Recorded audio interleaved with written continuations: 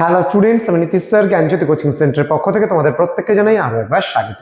তো স্টুডেন্টস, আজকে আমি তোমাদের সঙ্গে আলোচনা করব নবম শ্রেণীর ইতিহাসের ভীষণ গুরুত্বপূর্ণ একটি বিষয়। প্রথম অধ্যায় থেকে তোমাদের ইউনিট 1 থেকে 4 নম্বরের জন্য ভীষণ গুরুত্বপূর্ণ আজকের এই ক্লাসটি।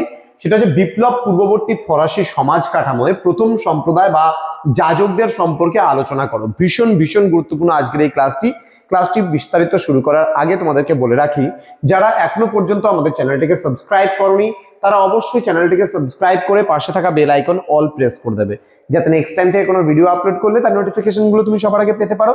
এছাড়া যারা ভাবছো যে অনলাইনে আমাদের কাছে পড়বে, সরাসরি আমার কাছে পড়তে চাও ইতিহাস বিষয়টি, তারা অবশ্যই যোগাযোগ করবে আমাদের অফিসিয়াল নাম্বার 7076398606 নাম্বারে অথবা 6295916282 নাম্বারে।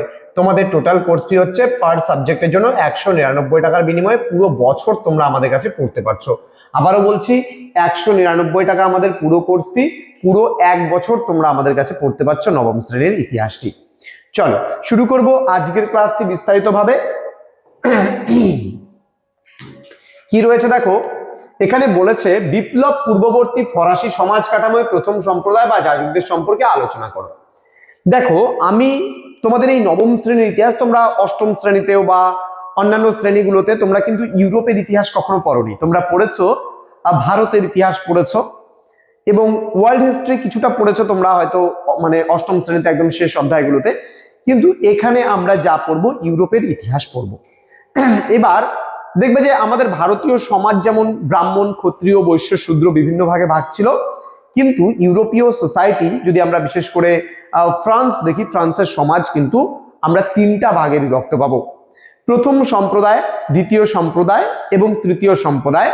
First state, second state, third state, এই কিন্তু 3টে সম্প্রদায় তোমরা পাবে। প্রথম সম্প্রদায়ভুক্ত বা ফার্স্ট স্টেটের অন্তর্ভুক্ত ছিল যাজকরা। দ্বিতীয় সম্প্রদায় বা সেকেন্ড স্টেটের অন্তর্ভুক্ত ছিল অভিযাত্রা এবং থার্ড স্টেট বা তৃতীয় সম্প্রদায় ছিল কিন্তু সাধারণ মানুষ বা বুর্জোয়ারা। তাহলে এই 3টে ক্লাস কিন্তু আমরা ফরাসি সমাজে বা ফ্রান্সের সমাজে কিন্তু পেয়ে থাকি। যাজক, অভিজাত এবং সাধারণ মানুষকে নিয়ে তৃতীয় সম্প্রদায়। চলো আমরা আজকের এই ক্লাসটি কিন্তু প্রথম সম্প্রদায়ের উপরে বা যাজকদের উপরে কিন্তু আমরা আলোচনা করব। তাহলে ফরাসি সমাজ ব্যবস্থায় যাজকদের স্থান ছিল সবার উপরে এবং ফরাসি জনসংখ্যার মাত্র 1% মানুষ ছিল কিন্তু এই যাজকরা। ডিটেলসে আমরা পাবো জিনিসটা। কি বলছে, 1789 খ্রিস্টাব্দে ফরাসি বিপ্লবের প্রাককালে ফ্রান্সের জনগণ 3টি সম্প্রদায়ে কিন্তু বিভক্ত ছিলেন। প্রথম সম্প্রদায়, দ্বিতীয় সম্প্রদায় এবং তৃতীয় সম্প্রদায়, এবং যাজকরা ছিলেন কিন্তু প্রথম সম্প্রদায়ের অন্তর্গত। যেহেতু আজকে আমরা যাজকদের ব্যাপারে বা প্রথম সম্প্রদায়ের ব্যাপারে পড়ছি, সেই কারণেই কিন্তু আমরা আজকে প্রথম সম্প্রদায়ভুক্ত যে শ্রেণী ছিল যাজক, সেই যাজকদের ব্যাপারেই কিন্তু এখানে আমরা জানবো এই প্রশ্নটিতে। এবার যাজকদের জনসংখ্যা কত ছিল ফরাসি সমাজে? যদি আমরা 100% মানুষ ধরি, যে মোট জনসংখ্যাকে যদি আমরা 100% ধরি, তার মধ্যে 97% মানুষ কিন্তু ছিল তৃতীয় সম্প্রদায়ের প্রতিনিধি বা সাধারণ মানুষ। এইবার 1%-এরও কম ছিল কিন্তু তোমার হচ্ছে এই প্রথম সম্প্রদায়ভুক্ত যাজকরা। আমরা মোটামুটি সুবিধার্থে, ধরার সুবিধার্থে 2% ধরে রাখতে পারি আমরা দ্বিতীয় সম্প্রদায় বা অভিজাত, এবং 1% জনসংখ্যা ধরে রাখতে পারি মানে প্রথম সম্প্রদায়ভুক্ত যাজক। তাহলে এখানে কি বলছে জনসংখ্যার ক্ষেত্রে? বলছে বিপ্লব পূর্ববর্তী ফরাসি সমাজে যাজকদের সংখ্যা ছিল প্রায় কিন্তু 1,20,000, অর্থাৎ মোট জনসংখ্যার 1%-এরও কিন্তু কম জনসংখ্যা। অর্থাৎ মোট যা জনসংখ্যা ছিল তার মধ্যে যাজকদের সংখ্যা ছিল মাত্র 1,20,000, এবং যেটা শতাংশ করলে বা পার্সেন্টেজ করলে শতকরা হিসাবে দাঁড়াচ্ছে 1%-এরও কম জনসংখ্যা। আমরা গণনার সুবিধার্থে এই সংখ্যাটাকে 1% কিন্তু ধরে নেই আমরা। চলো নেক্সট পয়েন্ট কি আছে আমরা একটু জেনে নেব। এখানে বলছে অধিকার এবং ক্ষমতা কেমন ছিল এই যাজকদের বা প্রথম সম্প্রদায়ভুক্ত মানুষের, সেটা আমরা জেনে নেব। দেখো, এখনো বর্তমান সমাজে আমরা যদি লক্ষ্য করি, তাহলে নেতাদের হাতে যেই পাওয়ার রয়েছে সাধারণ মানুষের হাতে কি সেই ক্ষমতা রয়েছে? না। এক কথায় বলবো আমরা না।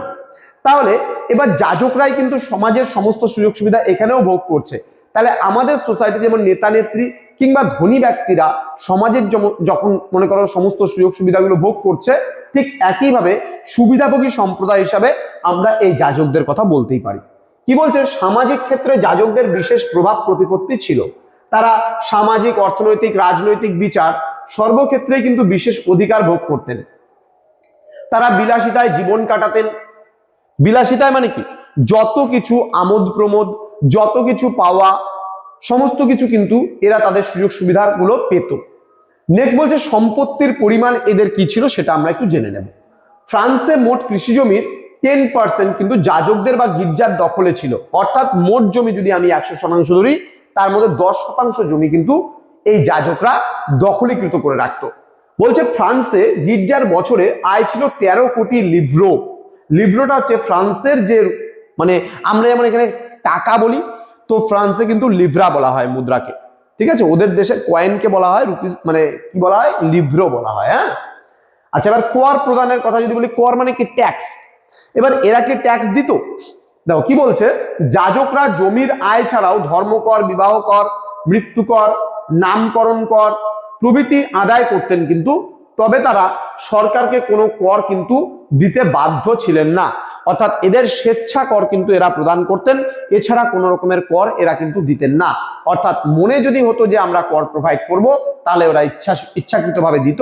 আর যদি মনে করো ইচ্ছা হতো যে না আমরা কর দেব না, তাহলে কিন্তু দিত না। এছাড়া নানান রকমের ধর্ম কর কিন্তু এরা আদায় করতো। যেমন আমরা এখানে দেখলাম যে ধর্মকর, বিবাহ কারো দিত যাজকরা, তার জন্য কর নেবে। কেউ মারা গেল, তার সৎকার করবে, তার জন্য কর নেবে। কোনো একটা নতুন শিশুর জন্ম হয়েছে, তার নামকরণ করবে, তার উপরে একটা কর নেবে। তো এই সমস্ত বিষয় কিন্তু তারা কর নিত।